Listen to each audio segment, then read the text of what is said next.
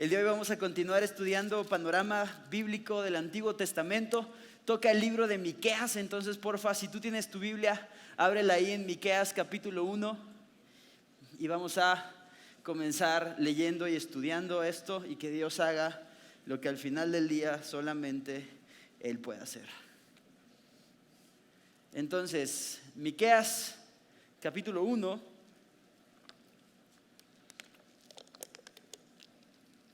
Acompáñame a leer el verso 1. Dice así: Palabra de Jehová que vino a Miqueas de Moreset en días de Jotam, Acaz y Ezequías, reyes de Judá, lo que vio sobre Samaria y Jerusalén. Señor, te damos gracias porque tú eres bueno, eres fiel, eres misericordioso, Dios. Y gracias, mi Señor, porque como vamos a ver hoy, a pesar de nosotros tenemos una esperanza gloriosa en ti. A pesar de quiénes somos, podemos descansar en quién tú eres, porque aunque nosotros somos volátiles y cambiantes, tú eres el mismo por los siglos de los siglos, por siempre y para siempre. Por lo tanto, Señor, te damos gracias y te suplicamos que tú nos ayudes a ser sabios, abre nuestro corazón y que tu palabra haya cabida. En Cristo Jesús, amén. Bien. El libro de Miqueas es un libro bien interesante por varias cuestiones.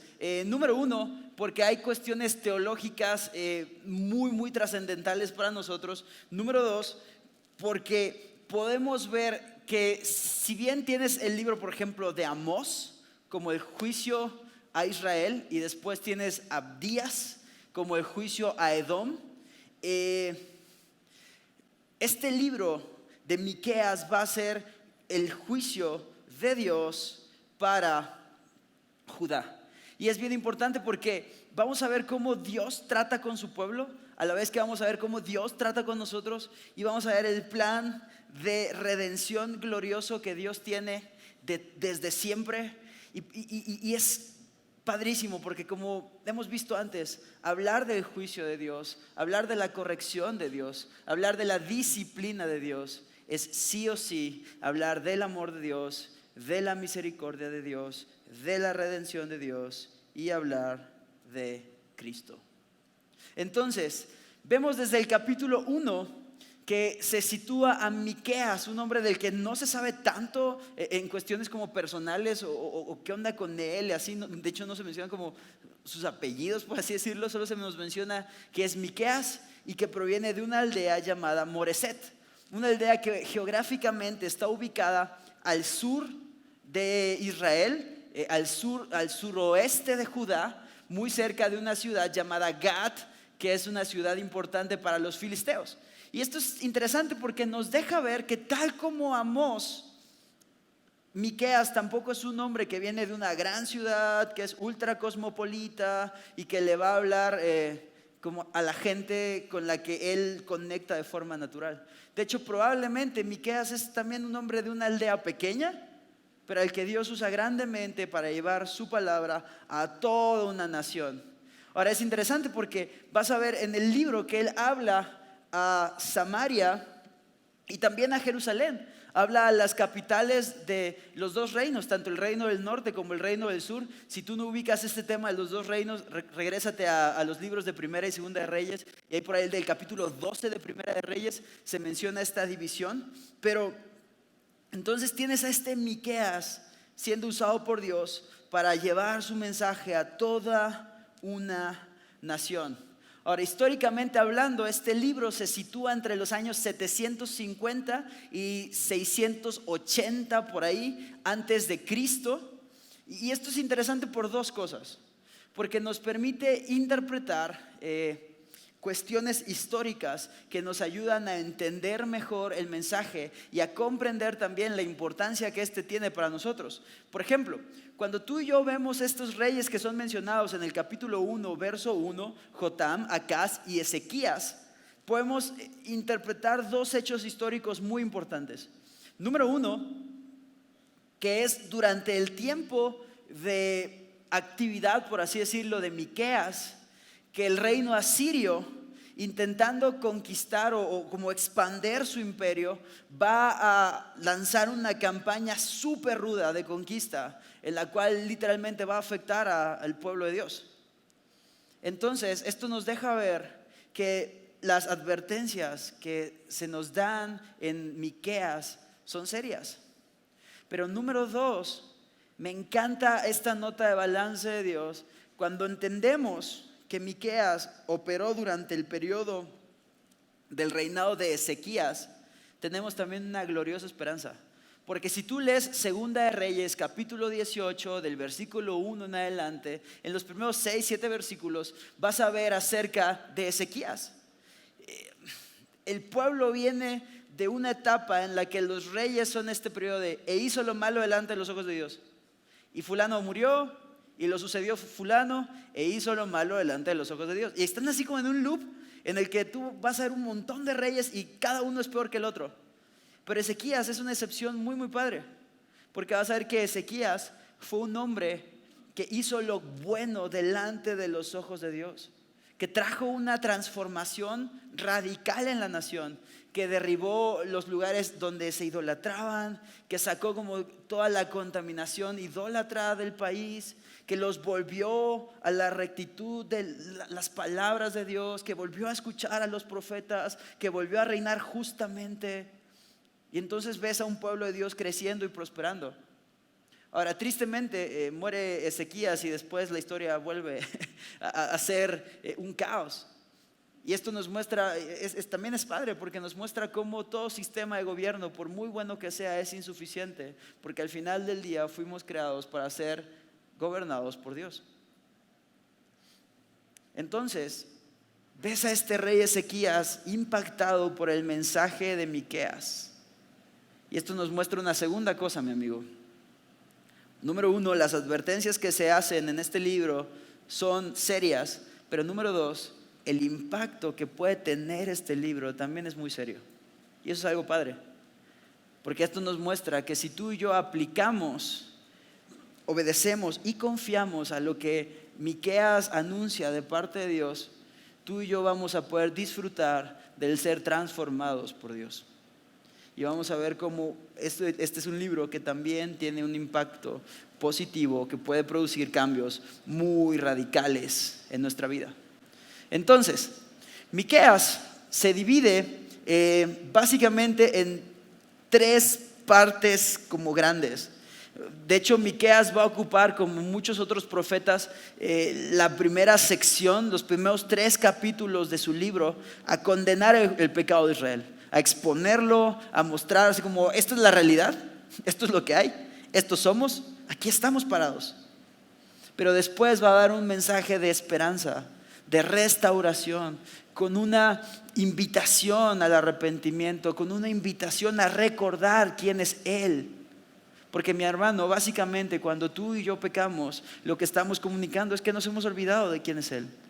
Me encantaba cómo lo decía el pastor Quique el fin de semana, y esta onda Simba de Rey León, pero tiene sentido.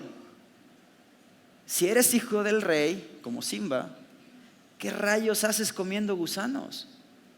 Si Dios te creó para un propósito glorioso y eterno, ¿qué rayos haces batallando con el mismo pecado vez tras vez tras vez? Esclavo a idolatría, esclavo a pasiones, esclavo a deseos engañosos, esclavo a orgullo, esclavo a mentiras. ¿Qué hacemos ahí? Dios no nos creó para eso. Dios no nos diseñó para eso. Entonces, la estructura de este libro, como te decía, los primeros 3 capítulos, Miqueas va a exponer y condenar el pecado del pueblo. Después va a dar un mensaje llamando al arrepentimiento, llamando a una conversión, llamando a una fe en Cristo, llamando a recordar quiénes somos en Él, para poder así vivir como Él es digno. Y va a cerrar con algunas de las promesas más gloriosas que tú vas a encontrar en el Antiguo Testamento. Vas a encontrar algunas de las promesas teológicamente más importantes que tú vas a recibir en tu vida. Entonces, este es Miqueas.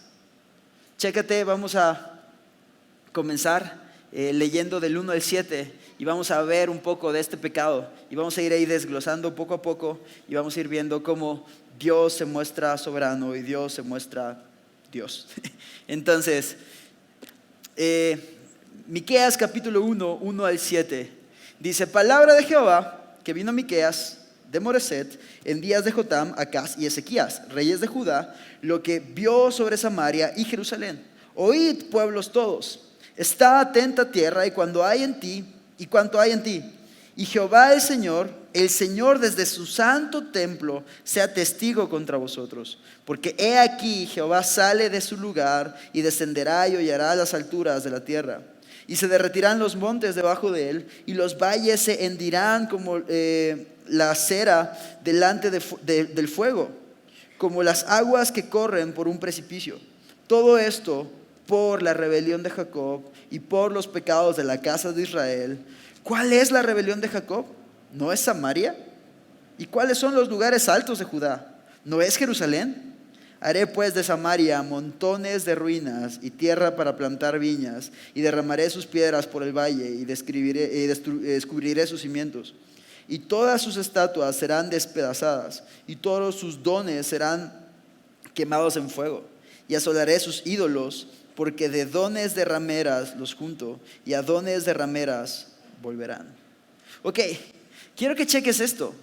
Hay una descripción general en los primeros capítulos acerca del castigo que se viene para este pueblo. Hay una advertencia a juicio. Pero quiero que veas lo grueso que es. Porque el texto literalmente dice, hey, escuchen todos, pongan atención. Jehová el Señor mismo va a descender. Y me fascina ver esto porque Miqueas deja así como súper claro. Dios quien está hablando. Número 2, el problema de tu pecado no es conmigo, es con Dios. Y contra Dios no hay combatiente. Y él habla y dice cómo va a desolar y cómo va a desollar y cómo todo, o sea, cómo va a ser consumido. Y tú puedes ver cómo esta descripción y cómo Dios desciende para castigar y no hay quien lo pueda impedir. Y tú dices, wow, qué grueso. Y el verso 5 te va a dar la razón por la que Dios hace esto. El verso 5 habla sobre cómo Dios es un juez justo y dice, todo esto es por la rebelión de Jacob. Todo esto es por la rebelión de mi propio pueblo. Todo esto es por el pecado que está pasando. Y tú dices, ¿qué pecado? Y me encanta que Dios se contesta retóricamente y dice, ¿no está la idolatría ahí en Samaria? ¿No están los lugares altos en Jerusalén? Han idolatrado, han buscado otras cosas que no son el Creador. Han buscado llenar y satisfacer sus vidas con cualquier otra cosa que no es Dios mismo. Y Dios no creó al pueblo para esto. Tú y yo no fuimos creados para vivir esclavos a pornografía. Tú y yo no fuimos creados para vivir en adulterio. Tú y yo no fuimos creados para vivir en idolatría, en adicciones, en mentiras, en engaños, en codicias, en ira, en frustración, en depresión, en avaricia, en falta de contentamiento. Tú y yo no fuimos creados para eso.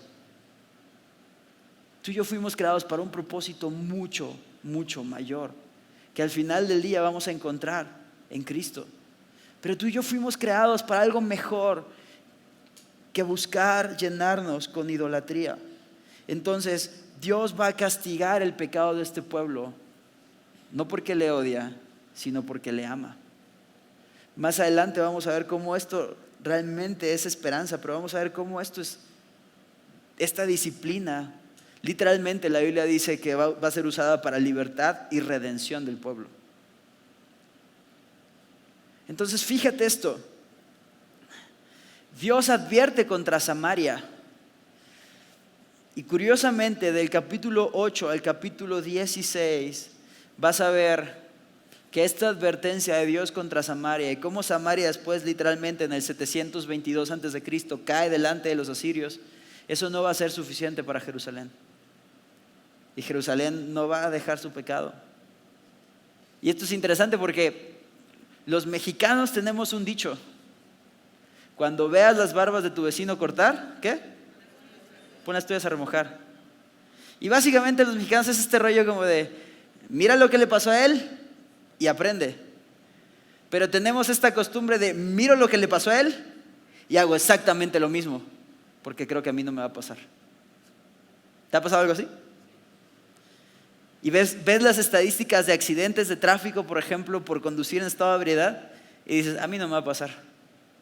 Ves las estadísticas de matrimonios que se destruyen por la pornografía y dices, a mí no me va a pasar.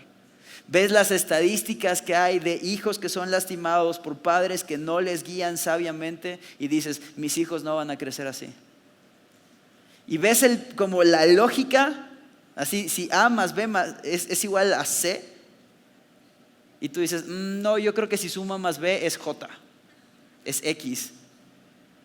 Y no es así, mi hermano. Vas a ver que Dios en su amor y en su misericordia permite también que Jerusalén sea amenazada y que sea puesta como a prueba y que Judá también tenga ahí su tema. Y también vas a ver elementos de gracia de Dios, ¿sabes? En el 701 antes de Cristo, Sennacherib, el asirio, llegó a sitiar la ciudad santa de Dios, Jerusalén. Y sabes, es interesante porque Isaías capítulo 37, versos 36 al 38, registra cómo milagrosamente Dios permitió que llegaran hasta las puertas de la ciudad y se mataron todos afuera de la ciudad y nadie entró a la ciudad. Y puedes ver estos elementos de Dios mostrándole a su pueblo, hey, yo estoy trayendo esto, yo te estoy librando, yo lo traigo, yo te libro, yo lo traigo, no te libro. Agarra la onda, papá. Y no pasa. Y no pasa. Tristemente, en el capítulo 2 vas a ver que la descripción continúa. Vas a ver en el capítulo 2, verso 6 y 7, cómo literalmente el pueblo rechaza la palabra de los profetas. Fíjate, el verso 6 del capítulo 2 dice, no profeticéis, dicen a los que profetizan, no les profeticen porque no les alcanzará la vergüenza. Tú que te dices, casa de Jacob, ¿se ha acortado el espíritu de Jehová? ¿Son estas sus obras? ¿No hacen mis palabras bien al que camina rectamente? El que ayer era mi pueblo se ha levantado como enemigo. De sobrevestido quitaste las capas atrevidamente de los que pasaban como adversarios de guerra. Vas a ver que el pueblo de Dios dice, hey, no me profetices, no me prediques, no quiero escuchar la verdad, no quiero saber, yo así estoy bien. Si lo ignoro no pasa nada. Y Dios dice, no te va a alcanzar la vergüenza, mi rey. Porque el que era mi pueblo se ha levantado como mi enemigo. Y vas a ver como tristemente, y esto realmente me llama la atención, el engaño del pecado puede ser tal que chécate lo que ellos pensaban. Capítulo 3, verso 11. Dice, sus jefes juzgan por cohecho, y sus sacerdotes enseñan por precio, y sus profetas adivinan por dinero, y se apoyan en Jehová diciendo, ¿no está Jehová entre nosotros? No vendrá mal sobre nosotros. Por tanto, a causa de vosotros, Sión será arada como campo, y Jerusalén vendrá a ser montones de ruinas, y el monte de la casa como cumbres de bosque. Fíjate, ellos decían, o sea, como nada malo nos va a pasar. La NTV dice, sus gobernantes toman decisiones con base en sobornos. Ustedes sacerdotes enseñan leyes solo por dinero. Ustedes profetas no profetizan a menos que se les pague. Sin embargo, todos alegan que dependen de Dios. Nada malo nos puede suceder, dicen ustedes, porque el Señor está entre nosotros. ¿Y sabes qué, mi amigo? No hay peor engaño que el autoengaño, que estar hundido en pecado y decir, estoy bien. Y tristemente somos expertos en eso. Tú puedes ver los casos de consejería y la mayoría llegamos, me incluyo así. Pastor, es que ella, es que me dijo, es que me hizo, es que sí yo le dije, pero fue porque ella primero tal. Es que tal me dijo, es que no hice esto porque fulano no hizo aquello y entonces yo, excusas y mentiras para engañarnos. Para una de dos, o justificarnos mostrando cuán buenos y rectos somos, o victimizarnos buscando cuán sufridos estamos porque los demás nos hicieron. Y la Biblia te diría, hijo, antes de voltear a la paja del ojo de tu hermano, chécate la viga que tienes en tu ojo.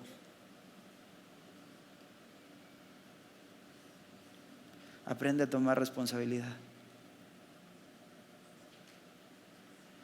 pero nos excusamos. Ya decimos, no, es que yo vengo a Horizonte.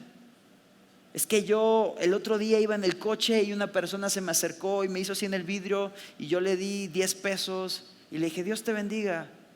Soy súper cristiano. Mis hijos no me soportan. Mi mujer me ha pedido el divorcio 15 veces. Mis vecinos básicamente me conocen como el tal de la calle, la colonia, pero soy súper cristiano. No hay peor engaño que engañarnos a nosotros mismos. ¿Y por qué buscaríamos engañarnos? ¿Por qué buscaríamos engañarnos cuando Dios nos ha amado aún conociéndonos? ¿Por qué buscarías creer una mentira si la Biblia dice que Dios puede cambiarte, que Dios puede transformarte, que Dios tiene poder para darte vida? Si ves tantos ejemplos en la Biblia, tienes a Pablo que perseguía a la iglesia y de repente Dios le permite escribir libros de la Biblia. Tienes a Pedro que negó a Jesús y Jesús le dice, apacienta mis ovejas.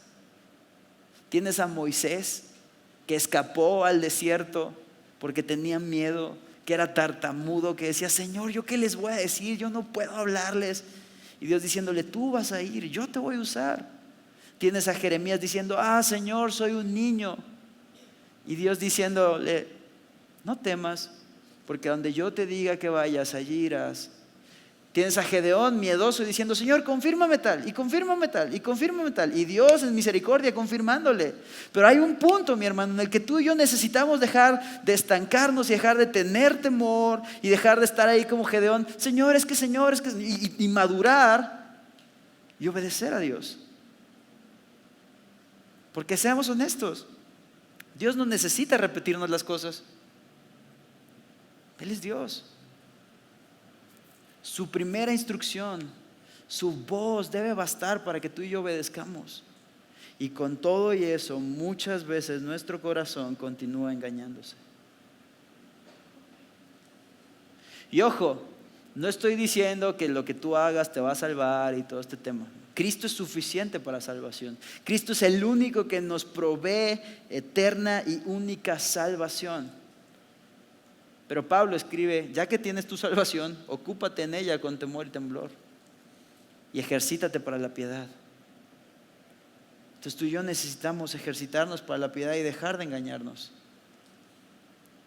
Un engaño religioso, un querer con base en lo que yo soy sin realmente buscar a Cristo y rendirle mi vida y ser transformado por su palabra y por su espíritu. Este engaño de religiosismo nos va a llevar eventualmente a muerte, porque nos va a llevar a no buscarle fielmente y de corazón. Nos va a llevar a creer que estamos bien por nosotros mismos. Nos va a llevar a creer que tú y yo podemos hacer algo sin Cristo. Y eventualmente eso nos llevará a pecado, lo que finalmente nos llevará a muerte. Ya sea de forma próxima o inmediata de este lado de la eternidad como consecuencia de mis pecados, o de forma eterna. Pero al final esa es la paga del pecado. Entonces Dios continúa una vez tras otra advirtiendo seriamente a su pueblo.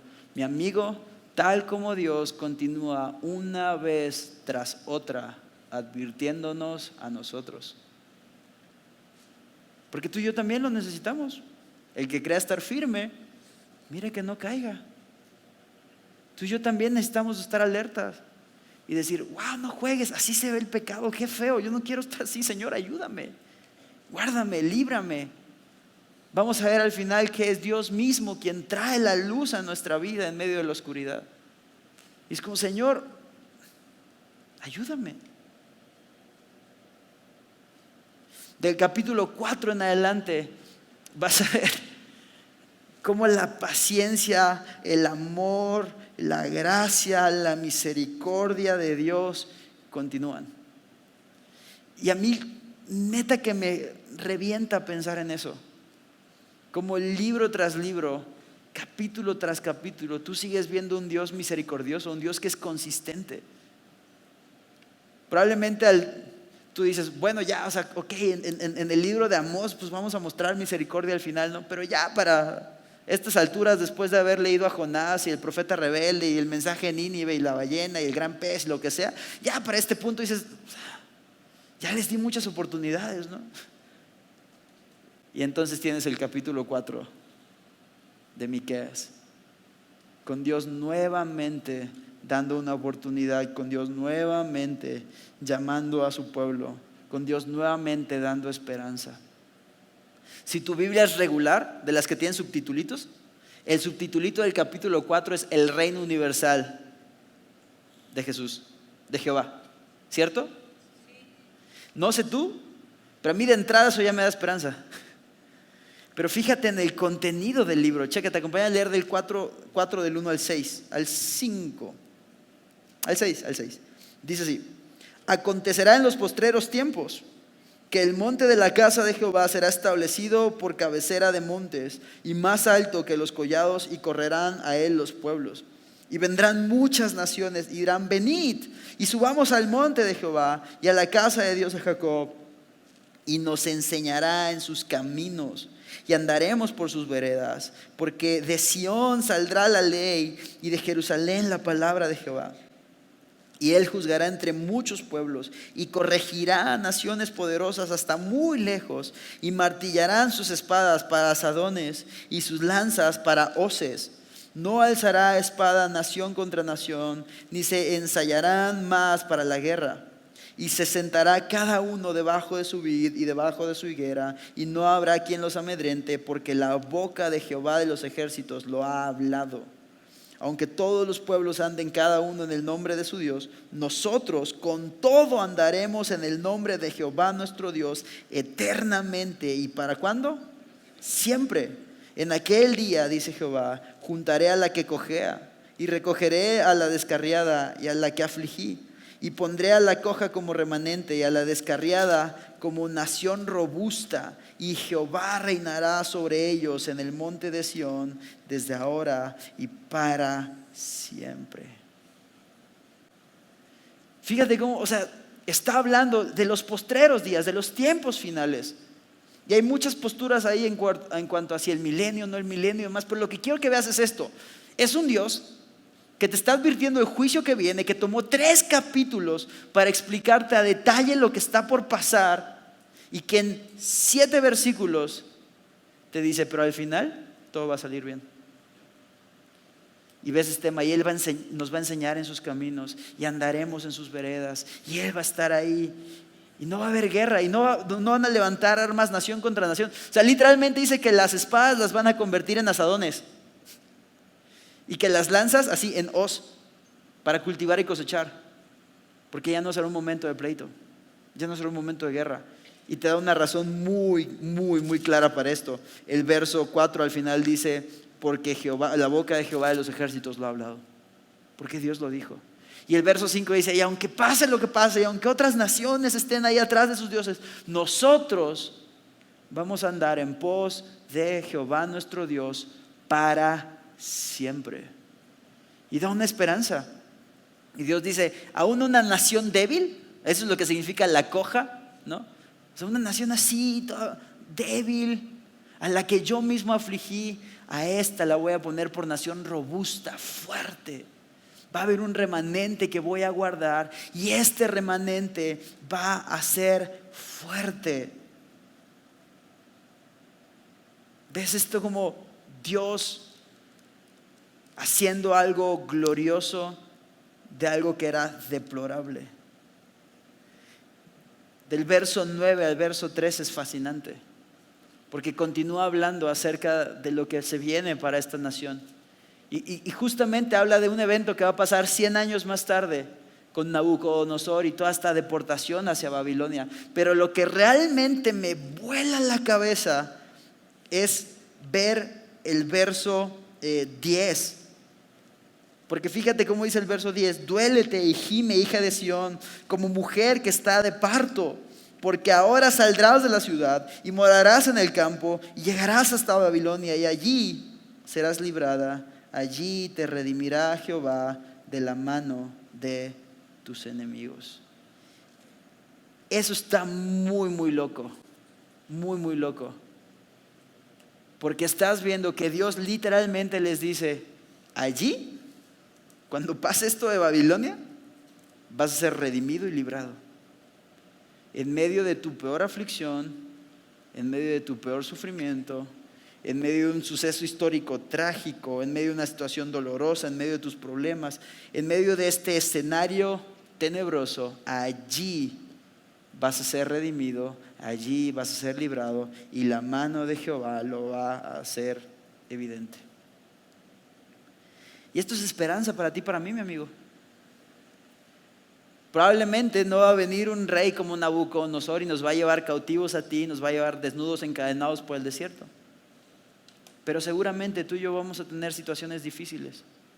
Seguramente vamos a enfrentar dolores de este lado de la eternidad.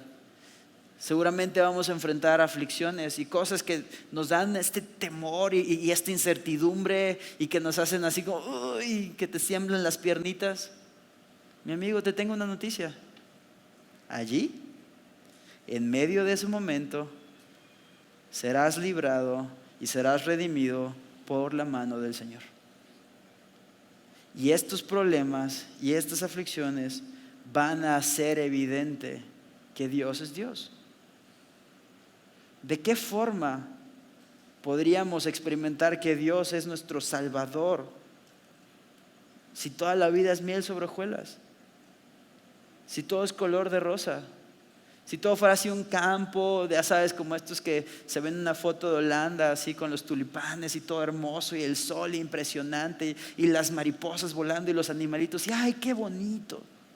Y toda la vida fuese así, ¿para qué necesitamos a Dios? Quédate ahí y disfruta. Pero las dificultades de la vida están diseñadas para mostrarnos nuestra necesidad. Las dificultades de la vida están diseñadas para mostrarnos nuestra dependencia. Más adelante Dios se lo va a dejar claro al pueblo. Pero quiero que pienses en esto. Tú puedes tener cosas placenteras y disfrutarlas y al poco tiempo dejar de valorarlas. Pero un dolor constante sí o sí necesita ser atendido. Platicaba con un amigo ayer me parece, que trabaja en Cancún, zona hotelera y todo este tema, ¿no? Y en Cancún, si tú trabajas en los hoteles, tú puedes comer la comida de los hoteles. Entonces, cuando tú vas de viaje y vas hasta todo incluido, ya sabes, ves el buffet y es como, sí, buffet todo el día, ¿no? Y vas una semana y regresas 8 kilos más bello, ¿no? 8 kilos de hermosura. Y estás así de que, el buffet, el buffet, el buffet, el buffet. Pero cuando trabajas ahí y todos los días comes de eso, llega un punto en el que es, el buffet. Y como somos criaturas de hábito, vas y te sirven los mismos huevos, la misma cantidad de fruta, los mismos chilaquiles, la misma salsa, y entraste en una rutina en la que te aburriste y dejas de valorar el privilegio que tienes. Y dices, buffet. Pero cuando te duele una muela, bro, a las 3 de la mañana, no estás como, muela, otra vez. Y si al otro día el dolor continúa y continúa y continúa, ¿estás de acuerdo que no pasas un mes así? Y dices, no pasa nada, luego voy a decir, con la muela y toda. Bro, si cuando se te mete una piedrita en el zapato, no sigues caminando, te paras, sacas el zapato y quitas la piedrita, ¿es correcto? Porque podemos acostumbrarnos al placer y dejar de valorar las cosas buenas que Dios nos da. Pero un dolor constante necesita ser atendido. Por eso C.S. Lewis decía que Dios nos susurra en nuestras victorias o en nuestros momentos buenos, pero nos grita en medio del dolor. Y es ahí cuando corremos a Él y le necesitamos y venimos, Señor, ayúdame, sálvame. Y me encanta, porque a diferencia de ti y de mí, que probablemente dirías, pues ahora súfrele, ¿no? Dios dice, sí, te perdono, te recibo, te transformo, te limpio y te uso. Me negaste, Pedro. Ok. ¿Me amas? ¿Me amas? ¿Me amas? Apacienta mis ovejas. Y me encanta ver ese ciclo. Me fascina ver cómo, por ejemplo, en esta iglesia, gente que llega a consejería de crisis y es como: pastor, nos estamos divorciando, necesitamos ayuda y no sé qué. Y me fascina ver a Dios siendo Dios, y en un par de meses después, quizá un año o algo así, Dios utilizando a estas mismas personas para aconsejar a otros. Me encanta ver lo que Dios puede hacer con gente que se arrepiente y que viene a Él. Y es lo que Dios está haciendo con el pueblo de Israel. Les está hablando sobre lo que va a hacer con ellos. Y también a ti y a mí. Y ahora, lo más hermoso que tú puedes leer en este libro viene en el siguiente capítulo. Chécate capítulo 5, del verso 1 al 5.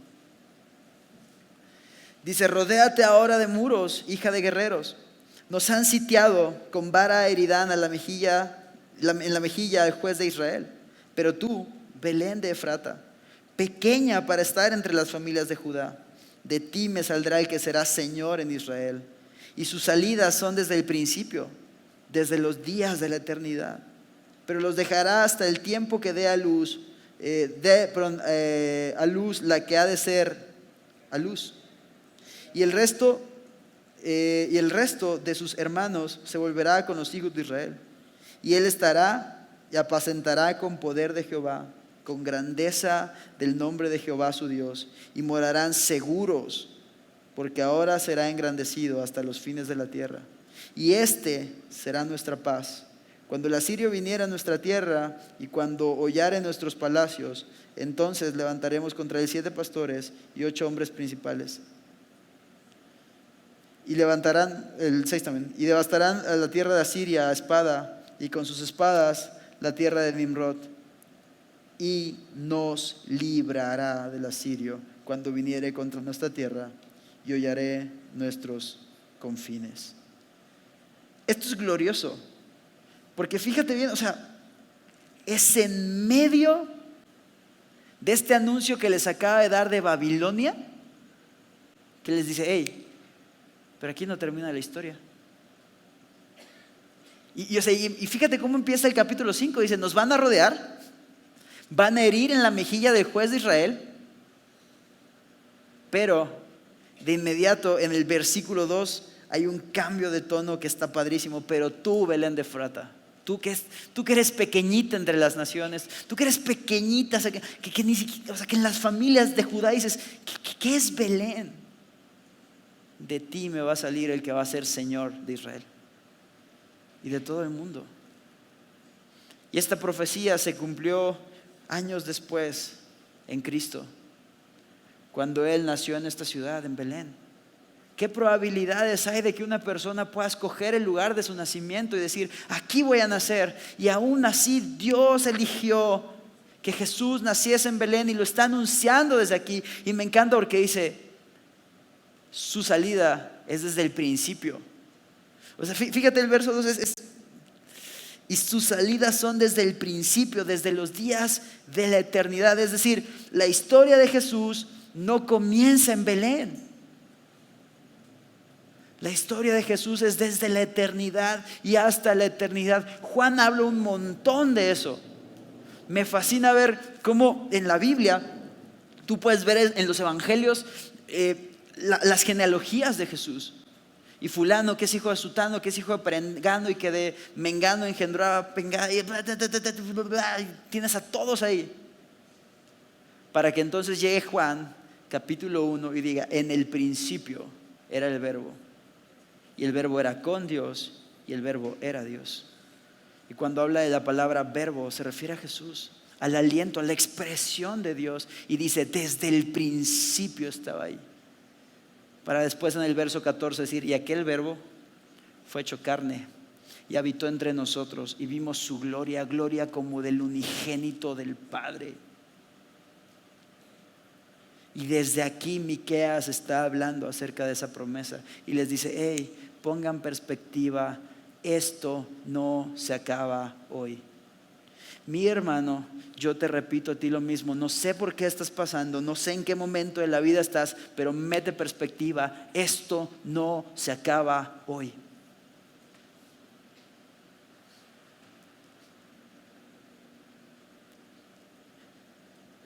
Los israelitas podían ver esta promesa y ver hacia futuro. Tú y yo podemos ver hacia un hecho histórico que ya se cumplió, hacia un Jesús que ya nació en Belén, hacia un Jesús que ya vivió como tú y yo no podíamos, hacia un Jesús que ya fue tentado, que ya fue engañado, que ya fue traicionado, que ya fue maltratado y que a pesar de eso fue fiel a Dios hasta el momento de su muerte, muerte en una cruz, para que tú y yo hoy en día no viviésemos esclavos del pecado. Para que tú y yo hoy en día tuviésemos esperanza, para que tú y yo hoy en día no viviésemos en condenación, sino pudiésemos permanecer seguros el resto de la vida. Me encanta cómo Jesús le dice, sus hermanos van a volver y van a morar seguro porque Él se ha engrandecido y los va, me gusta cómo dice el verso 4, y estará y apacentará con poder de Jehová. Los va a sustentar, los va a cuidar, los va a guardar con el poder de Dios mismo, porque Jesús es Dios mismo. Para terminar en el verso 5 diciendo, y Él será nuestra paz. No es un tema de, ojo, no es un tema de Él te va a traer paz. Él es la paz. Después de esto, Pablo lo repite en Efesios capítulo 2, verso 14, dice, Él mismo es nuestra paz. Romanos capítulo 5 dice que por ser justificados en Cristo, tú y yo tenemos paz con Dios. Estamos en paz. Dios nos ve a través de Cristo y nos ve como sus hijos amados y nos ve, nos ve bien, nos ama por Jesús, por quién es Él. Porque Cristo es nuestra paz. Entonces, mi hermano, si hablamos de contexto histórico acerca de Miqueas, hay un hecho que sobresale y es esta promesa que Dios hace acerca de Jesucristo, que se iba a cumplir en Él, en el autor y consumador de nuestra fe, que iba a llegar e irrumpir tiempo y espacio, no solo para darle sentido al texto de Miqueas, no solo para darle sentido a la escritura, sino para darle sentido a todo en el universo, en la historia, incluida tu vida y mi vida. Así que si has tenido estas batallas existenciales de para qué estoy aquí, cuál es mi propósito de vida, qué sentido tiene seguir viviendo, qué sentido tiene esto o aquello, necesitas voltear a ver a Jesús. Porque es Jesús quien le da sentido a tu vida. Para ir terminando entonces, vamos a aterrizar esto. Si Dios es lo que le da sentido a mi vida, si Dios es quien pone las reglas del juego, si Dios es, como dice el pastor Jacobo, el capitán de mi alma, ¿qué pide de mí? ¿Qué es lo que Dios espera de mí? ¿Qué es lo que Dios pide? Y me encanta el capítulo 6 porque lo responde súper claro. Verso 6 al 8 dice, ¿con qué me presentaré a Jehová y adoraré al Dios del Altísimo? ¿Me presentaré ante Él con holocaustos, con becerros de un año? ¿Se agradará Jehová de millares de carneros o de 10,000 arroyos de aceite? ¿Daré mi primogénito por mi rebelión, el fruto de mis entrañas por el pecado de mi alma? Oh hombre, Él te ha declarado lo que es bueno. ¿Y qué pide Jehová de ti? Solamente hacer justicia, amar misericordia y humillarte ante tu Dios. Para entrar un poquito en contexto, en el capítulo 6 es como si Dios tomase a su pueblo y lo pusiese en un estrado, como si estuviesen en una especie de juicio, y básicamente Dios es como, a ver, ¿qué te hice? Sí, chécate el nivel de caballerosidad y de amor de Dios, de, acabamos de leer todo lo que es el pueblo y Dios, a ver, ¿qué te hice? ¿Qué te he hecho?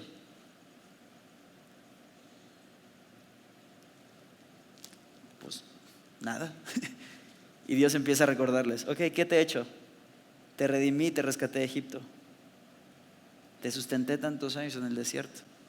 Incluso les recuerdo un acontecimiento que puedes ver en Números capítulo 22 acerca de Balac y el rey de Moab. Cuando Balac llama al rey de Moab, le dice, manda a tus mujeres y que se mezclen entre el pueblo y ellos van a fornicar y eventualmente terminarán en idolatría y los vas a destruir.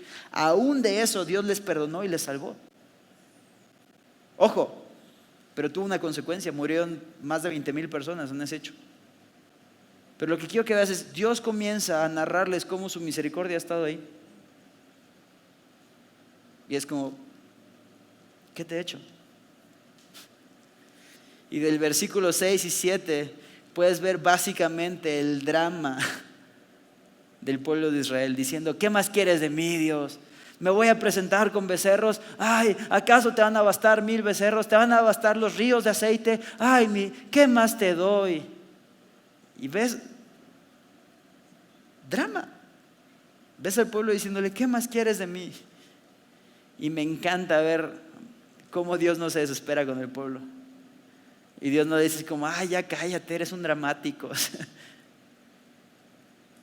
Tampoco le responde, ¿neta no sabes? ¿Neta? Te lo he dicho, pelea matrimonio, te lo he dicho 400,000 millones de veces. ¿No? Y Dios no es así. Dios le dice, ay, hombres, oh hombre, Él te ha declarado lo que es bueno. Ya lo sabes, papá, ya lo sabes. Y les recuerda, Dios requiere algo de ti que realmente es simple. Solo son 3 cosas y Dios te las ha dicho ya: hacer justicia, amar misericordia, humillarte ante tu Dios. Hacer justicia tiene que ver con actuar de una forma justa, porque Dios ha actuado de una forma justa contigo. Amar misericordia tiene que ver con no solo hacer algo bueno porque, ay, pues es lo que los cristianos hacemos y, ay, no, porque, y soy una buena persona. No, es literalmente amar hacerlo porque Dios ama hacerlo, porque Dios te ha mostrado misericordia a ti. Y finalmente dice, humíllate ante tu Dios, que básicamente es un recuerda quién soy yo. Si tú tienes en mente quién es Dios, tú vas a tener muy claro quién eres tú. Si tú tienes un foco muy grande de ti, vas a desenfocar a Cristo de la imagen. Necesitas centrarte en Cristo. Necesitas recordar quién es Él y a la luz de quién es Él, quién eres tú. Y entonces sí podrás humillarte. Y tú dices, pero es que ¿por qué me voy a humillar? Pero es que, Marcelino, tú no sabes, yo soy tal y tengo tal currículum, soy esto y el otro, aquello. Sí, padrísimo, pero Dios es Dios. Y me gusta ver cómo Dios diseñó el mundo para que se cumpla Romanos y todo es una sombra del Creador y todo nos lleva a Él. ¿Alguna vez has estado parado enfrente del mar? Sí. ¿Ubicas la línea del horizonte? Una línea imaginaria que se forma porque literalmente ya no puedes ver más allá. Porque el mar es mucho más grande que tú. Porque puedes meterte y disfrutar de la orillita, pero si te metes demasiado profundo, tu vida está en riesgo. Porque es simplemente abismalmente más grande que tú. ¿Cómo te explico, mi rey? Que la Biblia dice que toda la tierra donde está contenido ese mar es el estrado de sus pies. Me encanta, el fin de semana fuimos a Bernal con mi esposa. Y ya sabes de ley le tomas fotos a la peña. Y de repente es como, ay, no juegues, mira esto que está allá, son personas. Y veías puntititos. Si ubicas que la peña de Bernal es un monolito, por lo tanto una piedra, y que esencialmente una piedra es más grande que tú, mucho más grande que tú, al grado de que si te caes de esa piedra te matas. ¿Cómo te explico que el Dios de la Biblia es el que puso esa piedra en ese lugar? Cuando entiendes su grandeza y ves quién es Él, como Él realmente es, no el Dios falso que la sociedad se ha encargado de inventarnos, un Jesús aburrido que sigue clavado en una cruz que tu abuelita tiene ahí en la cocina, sino el Dios de la Biblia, el Dios que creó todo lo que existe, todo lo que tú y yo ni siquiera entendemos, todo lo que tú y yo ni siquiera alcanzamos a conocer. El Dios que diseñó todo eso es mucho más grande que tú. Y ese Dios te invita a ser llamado su hijo. No solo es eso, sino que ese Dios mismo es quien trae la luz a tu vida. El capítulo 7 comienza diciendo: ay de mí,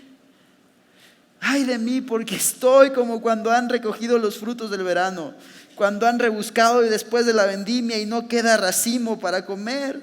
Ay de mi alma, deseo los primeros frutos. Y ves esta situación en la que están. Ves esta situación mediocre y deplorable en la que van a estar metidos. Pero ves el verso 7 diciendo: mas yo a Jehová miraré, esperaré al Dios de mi salvación, el Dios mío me oirá.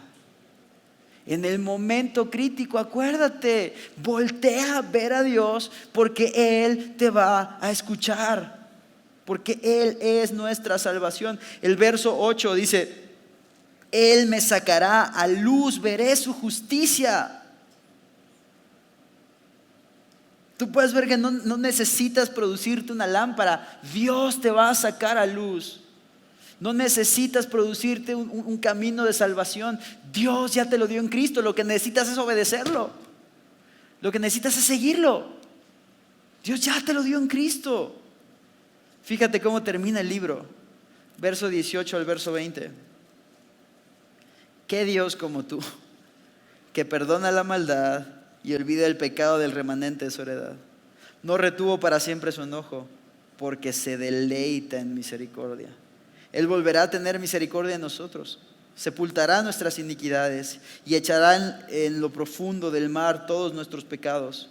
Cumplirá la verdad a Jacob y a Abraham la misericordia que juraste a nuestros padres desde tiempos antiguos. ¿Quién hay como tú, Dios, que perdona, que da oportunidades, que no solo es misericordioso, sino se deleita en misericordia? Por eso tú y yo amamos misericordia, porque Dios se deleita en misericordia.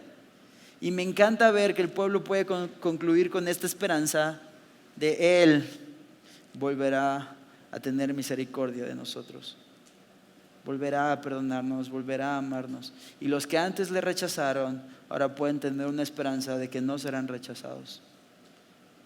Mi hermano, tú también tienes esa esperanza. Eso también aplica para ti.